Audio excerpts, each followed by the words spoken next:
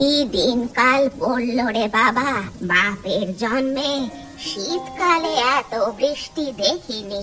মনে হয় মেঘটা যেন ফুটো হয়ে গেছে। কে, বাবলু এলি নাকি? হ্যাঁ বুড়িমা, তা তুমি এই শীতের বৃষ্টিতে বাইরে বসে আছো কেন? কি আর করবো বল, তাই শীতে বৃষ্টি হচ্ছে কেন বলতো?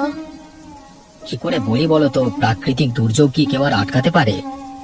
বলছি বাবা, বাঁশ বাগানের পাশে আমার ওই জল জমিটা বিক্রি করে দেব ভাবছি। দেখিস তো কেউ কেনে কিনা। আচ্ছা, বলে দেখবো। তুমি কি দেখতে পাচ্ছ না বৃষ্টি হচ্ছে? এই শীতের বৃষ্টিতে ভিজে গেলে ঠান্ডা লেগে জ্বর হবে। যা যা, তুই বাড়িতে যা, তোর বউ আবার রেগে যাচ্ছে। ও মনি বুড়িমা, চা বানাবো, তুমি কি চা খাবে? তাহলে তোমার জন্য চা বানাবো। না না, আমার জন্য অত কষ্ট করে বানাতে হবে না বাপু, তোর সাথে আমার কথা বলতে ইচ্ছে করে না। তুমি দেখলে মনি বুড়ি একদম সহ্য করে না আমাকে। বাদ দাও না, বয়স হয়েছে, কখন কি মনে হয়। তুমি বুড়িমার জন্য চা বানাও, ঠিক খাবে। আচ্ছা, মনি বুড়ি তো আমার কেউ হয় না, পাশাপাশি থাকে, একাই থাকে। কেন যে আমার সাথে এরকম ব্যবহার করে জানি না বাপু।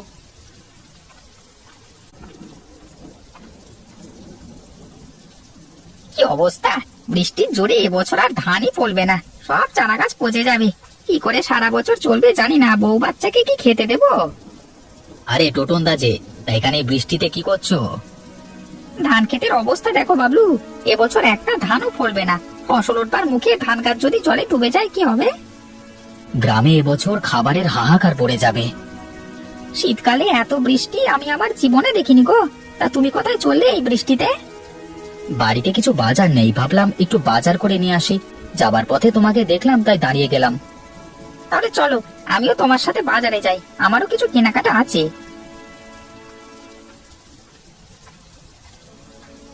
কি ব্যাপার বলো তো টোটন দা, এমনিতে ঠান্ডা, তার উপর বৃষ্টি, তার উপর ঠান্ডা হাওয়া বইছে।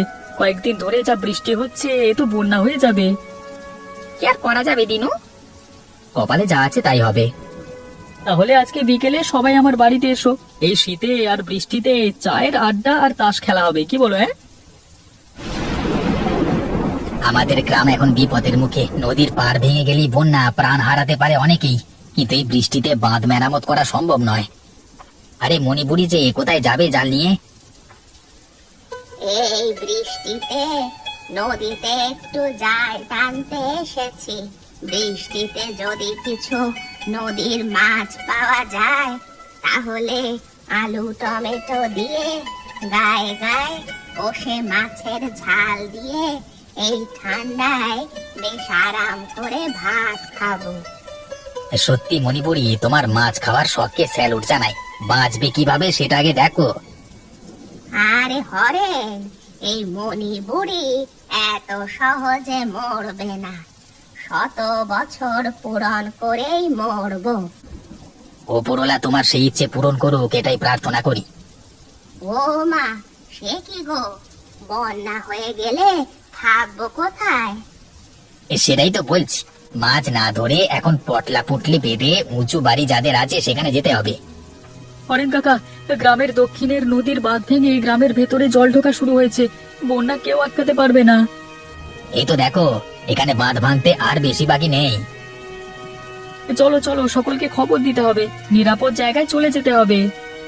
হরে দিনু, হরেন, আমার কি হবে রে? চিন্তা করো না মণিপুরি, তোমাকে ছেড়ে কোথাও যাব না। মা, আমরা কোথায় যাব? বাইরে তো বৃষ্টি হচ্ছে। গ্রামে বন্যা আসছে, ঘর বাড়ি সব ডুবে যাবে। আমাদের ছোট ঘর, এখানে আর থাকা যাবে না মা। হায় হায়, সকলের ঘর ডুবে যাবে মা। নদীর বন্যার জল গ্রামে ঢুকলে ছোট ছোট ঘরগুলো সব ডুবে যাবে। তাহলে আমরা কোথায় থাকবো? জানি না, দেখি তোর বাবা কোথায় নিয়ে যায়। এই তো বাবা এসে গেছে। কি গো, তোমার গোছ গাছ হয়ে গেছে? হ্যাঁ, আমার মোটামুটি সব হয়ে গেছে। শীতের দিনে বন্যা হচ্ছে, ভাবো প্রকৃতির কি খেলা। বাবা, আমরা কোথায় যাব? গ্রামের পশ্চিম দিকে একটা দোতলা স্কুল আছে, পঞ্চায়েত বলেছে ওখানে কিছু গ্রামবাসীদের থাকবার নির্দেশ দিয়েছেন। বন্যা কেন হয় বাবা? অতিরিক্ত বৃষ্টির আর নিম্নচাপের জন্য নদী উত্তাল থাকে, নদীর বাঁধ ভেঙে জল ঢুকে যায়, তাই বন্যা হয়। মা বলেছে আমাদের ঘর নাকি জলে ডুবে যাবে। মা ঠিকই বলেছে, ছোট ছোট ঘর পুরোটা না হলেও অনেকটাই জলে ডুবে যাবে। তাহলে কুকুর, বিড়াল, গরু এদের কি হবে? যে যার মতো নিরাপদ স্থান খুঁজে নেবে। চলো চলো, দেরি করা যাবে না। চলো, তুমি একটা পুটুলি নাও।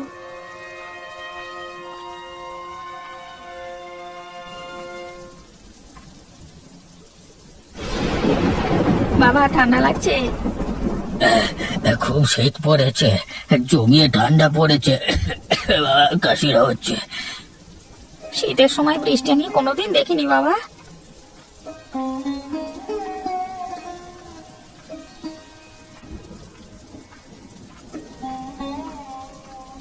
আরে কোথায় আর যাবো, গ্রামে দুটো বড় বাড়ি আছে, তারা থাকতে দেবে কি না দেবে সেটা না ভেবে পঞ্চায়েত প্রধান বলল স্কুলে দোতলায় থাকতে। আমাকেও তাই বললো, স্কুলেই যেতে হবে। যেখানে যাও না কেন খাবার পাবে কি করে? কাকার খাবার নিয়ে চিন্তা। কাকা, এই বন্যায় কি করে বাঁচবো সেটা তো ভাবো, পরে খাবারের কথা হবে। খিদে পেলে চন্দনা বৃষ্টির জল খাবে শুধু। মা, সেখানে রান্না করবে তুমি? কি করে রান্না হবে সেখানে? স্কুলে অনেক লোক আশ্রয় নেবে, খাবার পাওয়া যাবে না। তাহলে খিদে পেলে কি করব?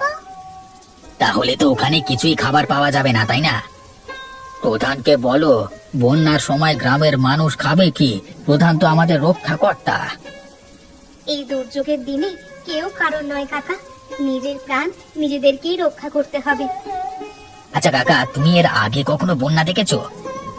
আমি তখন খুব ছোট, ওই 4 কি 5 বছর হবে।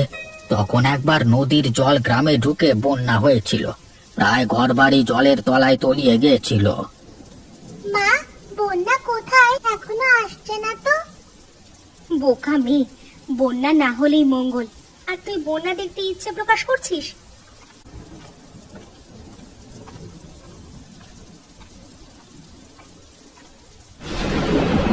নদীর বাঁধ ভেঙে এই গ্রামে জল ঢুকে পড়েছে, বন্যা অনিবার্য।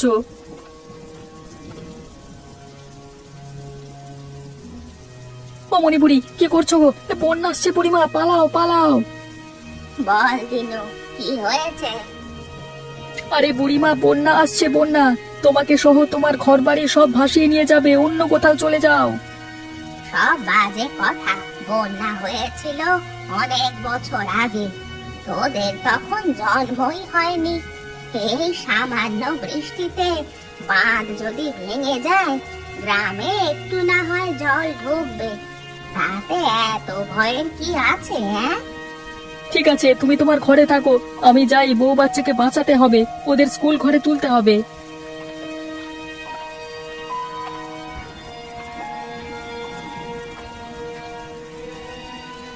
সত্যি কি তাহলে বন্যা আসবে? সকলের ঘর বাড়ি যদি ডুবে যায় কি হবে তখন? রান্নাটা তাড়াতাড়ি করে নি, তারপর যা হবার হবে দেখা যাবে। ও, যা ঠান্ডা পড়েছে, তার উপর বৃষ্টির বিরাম নেই। সবাই বলছে বন্যা হবে, হোক তো, আমার কি? আমি একা মানুষ, বন্যার জলে ভেসে ভেসে চলে যাব।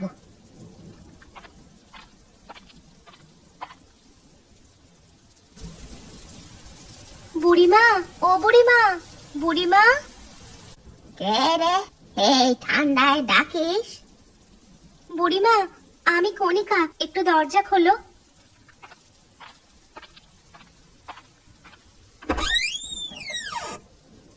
কি হয়েছে টাকি তোর? তোমার নাতি এখনো ফেরেনি, বাইরে খুব বৃষ্টি হচ্ছে, নদীর বাঁধ পুরো ভেঙে গেছে, বন্যার জল ঢুকতে শুরু করেছে। আরে, এত উতলা হওয়ার কিছুই নেই, বাবলু তো আর ছোট বাচ্চা নয় যে তাকে ভাসিয়ে নিয়ে চলে যাবে? আমার খুব ভয় করছে। এই দুর্যোগের দিনে ওকে বেরোতে বারণ করেছিলাম। আমার বড্ড চিন্তা হচ্ছে। তুই ঘরে যা, বাবলু ঠিক চলে আসবে। বাবলু ঠিক চলে আসবে। বুড়িমা, বুড়িমা বাইরে এসো, বন্যার জল বেয়ে আসছে। তোমার বাইরে অনেকটাই জল জমে গেছে। সে কি রে? কই কই দেখি তো। আরে আরে তাই তো, নদীর বাঁধ ভেঙে জল তো একেবারে পুরো গ্রামে ঢুকে পড়েছে। আমার খুব ভয় করছে বুড়িমা, লোকটা এখনো এলো না। আরে এত চিন্তা করিস না, বাবলু ঠিক চলে আসবে। আরে ওই দেখ, বলতে বলতে চলে এসেছে।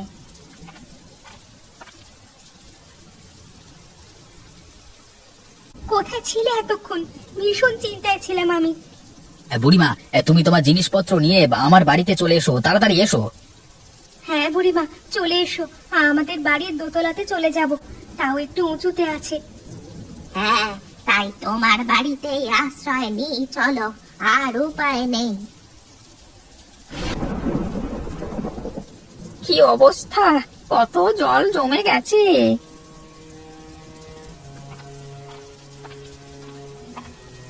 কিরে টোটন, কি করছিস সেখানে ঠান্ডায় দাঁড়িয়ে দাঁড়িয়ে? অরেন্দা দেখো, পরপর কত বন্যার জল বাড়ছে। হ্যাঁ, কি যে হবে, কত বাড়িঘর ডুবে যাবে, হাহাকার পড়ে যাবে, চাষের ফসল সব শেষ। কি গো, তোমরা এখানে কি করছো অন্ধকারে? কয়েকটা মোমবাতি এনেছিলাম, এখানে তোমরা বসে গল্প করো। টোটন, দেখ দেখ বউ কাকে বলে, কখন কোনটা করতে হবে বউ ছাড়া কেউই পারবে না। কতবার বলেছি বিয়ে কর বিয়ে কর, শুনলি না তো আমার কথা। হ্যাঁ হ্যাঁ টোটন ভাই, এবার একটা বিয়ে করো, অনেক বয়স হয়ে গেল। এই দাঁড়াও টোটন দা, একটা ভালো মেয়ে আছে, বিয়ে করবে? কার কথা বলছো? আরে আমাদের পাড়ায় সুলেখা দি আছে না? কে সুলেখা? আরে তোমাদের পরিচিতি, নিত্যানন্দ দাস স্ত্রী। ও হ্যাঁ হ্যাঁ। সুলেখার পিস্তুতো বোন মলিনা আছে, দেখতে ভালো, পড়াশোনাও আছে মোটামুটি। টোটন দার সাথে বেশ মানাবে কিন্তু। ঠিক বলেছো, তাহলে কথা বলো তুমি। জানোই তো বাবা অসুস্থ, এই অবস্থায় বিয়ে করাটা ঠিক হবে না। তুমি থামো তো, কাকার সেবা করবে মেনকা, খুব ভালো মেয়ে। বাপরে, কত জল বেড়ে গেছে দেখো, আমাদের ঘরে জল ঢুকে একাকার হয়ে গেছে। শুধু তোমাদের, সকলের ঘর ডুবে গেছে গো। তোমরা গল্প করো, আমি চন্দনাকে একটু মুড়ি খেতে দিই, তোমাদের জন্যও আনছি।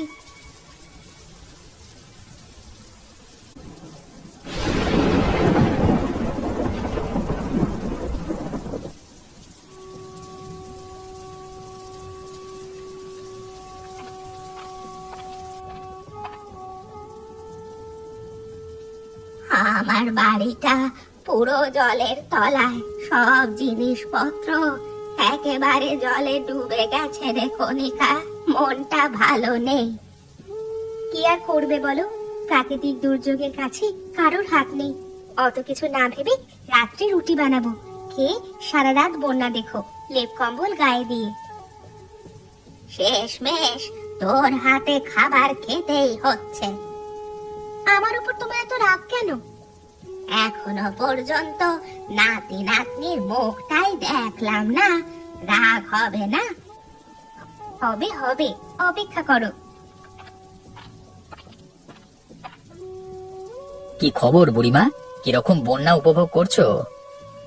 আর উপভোগ, পুরো ঘরটাই ডুবে গেছে, দেখেছিস? আমাদের একতলা প্রায় ডুবে গেছে, সিঁড়ির ওপর পর্যন্ত জল। গ্রামের কত ছোট ছোট বাচ্চা ছেলেমেয়েরা যে কিভাবে আছে। বেশিরভাগ জন স্কুলেই আশ্রয় নিয়েছে। গল্প করো, আমি আঁচটা জ্বালিয়ে রুটি আলু ভাজা বানিয়ে নিই।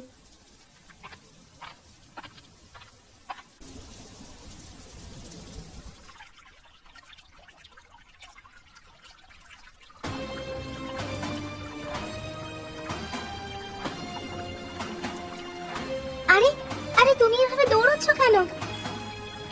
কে একটা বাচ্চা বন্যার জলে ভেসে ভেসে আসছে, তাকে বাঁচাতে হবে। কি বলছো তুমি?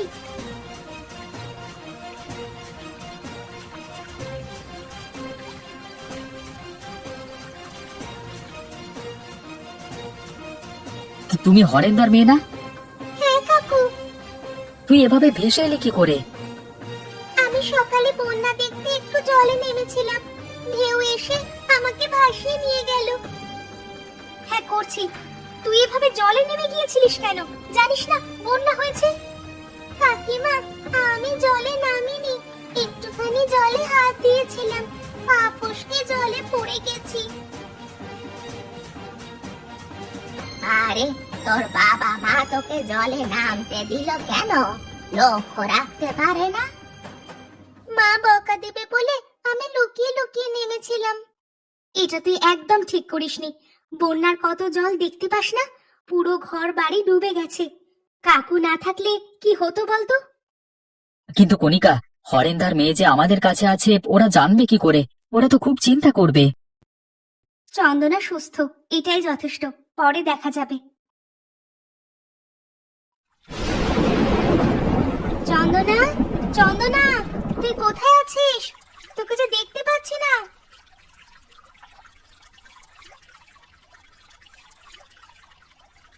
শুনছো, চন্দনাকে খুঁজে পাচ্ছি না। তুমি কোথাও দেখেছো? ও তো সকাল সকাল ঘুম থেকে উঠে বারান্দা দিয়ে বন্যার জল দেখছিল। কিছুক্ষণ আগেও তো এখানেই ছিল। কোথাও দেখতে পাচ্ছি না, তুমি একটু দেখো না গো। চন্দনা, এই চন্দনা, তুমি কোথায়? এই চন্দনা, তুই কোথায়? তোকে দেখতে পাচ্ছি না কেন?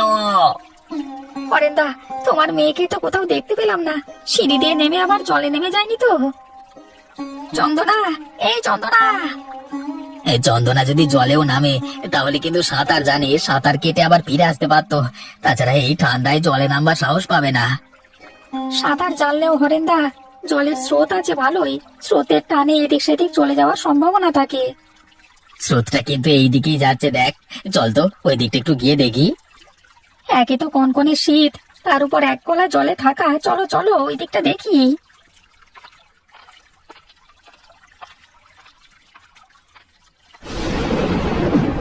উফ, কি ঠান্ডা! ঠান্ডায় জমে গেলাম। স্কুলে নিশ্চয়ই এতক্ষণে হরেন্দার মেয়েকে খুঁজে না পেয়ে হই হই পড়ে গেছে।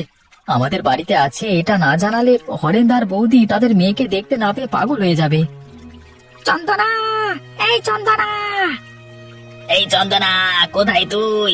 চন্দনা! হরেন্দার মতো গলা বলে মনে হচ্ছে, একটু এগিয়ে দেখি তো ব্যাপারটা কি।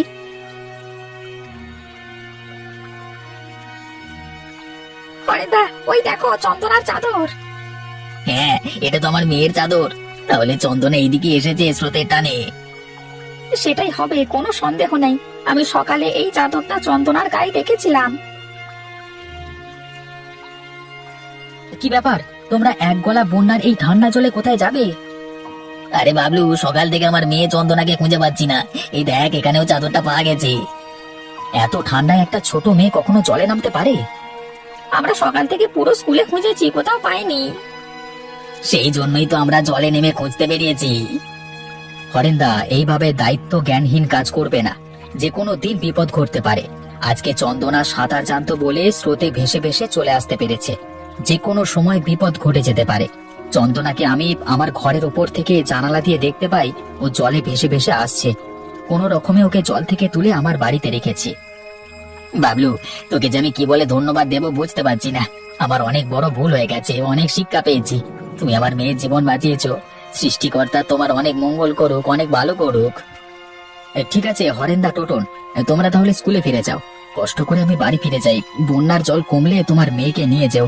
ততক্ষণ তোমার মেয়ে আমার বাড়িতে সুস্থ থাকবে, চিন্তা করো না। আর বৌদিকে বলবে টেনশন না করতে। হ্যাঁ, আমাদের কাছে ঠিক থাকবে তোমার মেয়ে। হ্যাঁ, সেটাই ভালো। চন্দনাকে এই এক গলা জলে কি করে নিয়ে যাব? তার থেকে বাবলু তার বাড়িতে আছে, সেটাই নিরাপদ। বৌদি আছে, চিন্তা নেই তো। চলো চলো চলো।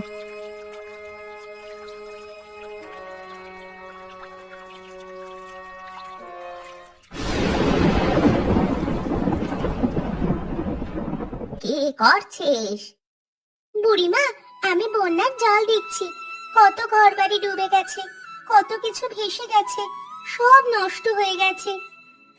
বন্যা হলে তো এরকমই হয়, কি আর করা যাবে। কি ব্যাপার, তোমাদের কি কারোর খিদে পাচ্ছে না? চলো সবাই খেয়ে নেবে, চলো। কাকিমা, আমার খিদে পাচ্ছে না, আমার খুব মায়ের কথা মনে পড়ছে। বন্যার জল না কমলে কি করে বাড়ি যাবি? জানো কাকু, আমার সব বইপত্র, খাতা আর আমি কিছু ছবি এঁকেছিলাম, সব বোধহয় জলে ভেসে গেছে। কি আর করবি বল, আবার নতুন করে সব করতে হবে। খেয়ে নিবি চল, না হলে শরীর খারাপ করবে, ভীষণ শীত পড়েছে। বুড়িমা চলো, তোমরা সবাই খেয়ে নেবে। আলু সেদ্ধ ডাল করেছি, বুদ্ধি করে কয়লার উনুন, চাল ডাল ওপরে তুলে নিয়েছিলাম, না হলে কেউ খেতেই পেতাম না। মন খারাপ করো না, বন্যার জল কমে গেলে আবার সবাই বাড়ি ফিরবে, তখন তুমি তোমার বাবা মার কাছে চলে যাবে, তাই না? ঠিক আছে, চলো কাকিমা, খাবার দেবে চল।